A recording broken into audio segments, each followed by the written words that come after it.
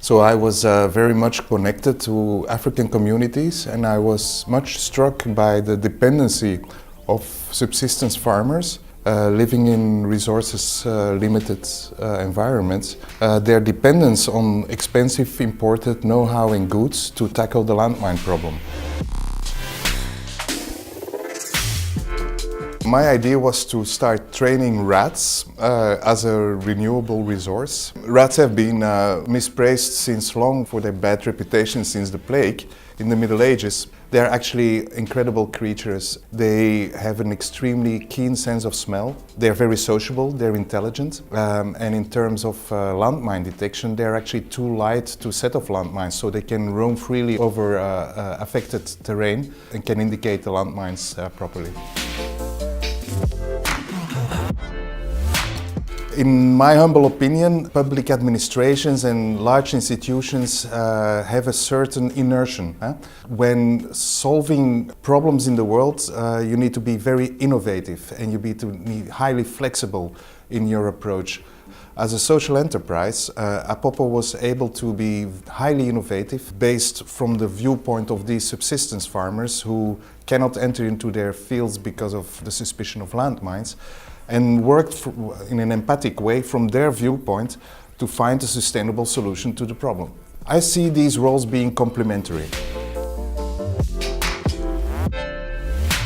When you ask social entrepreneurs what is their biggest need or what would they expect from an institution like the European Union, by far the largest majority of people will say we need funding from the EU. My recommendation would be make processes easier, trust in established networks that do the scrutiny around these social enterprises. Social enterprises are purpose-driven. They look for meaning, they look for solving the world's most pressing challenges, and there are many. They're complex and they're urgent. The way an organization is shaped, whether it be in a way for-profit or non-profit, is actually of secondary importance. APOPO is a strictly non-profit organization, it's a charity, yet APOPO devises all kinds of innovative ways to secure revenue. They actually pull the credit card, adopt a rat online, and get updates of what this rat in the field accomplishes. And in a way, it turns a misery into a fun experience.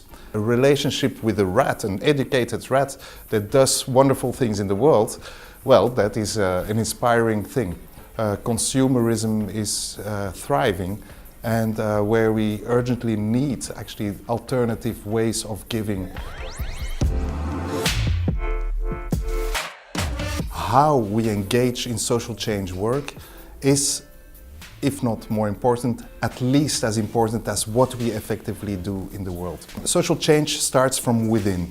It is carried by driven people. They are passionate about their goal. Well, they need a strong ethical fiber to be able to pursue this goal. And they are working often against existing systems which are often unjust.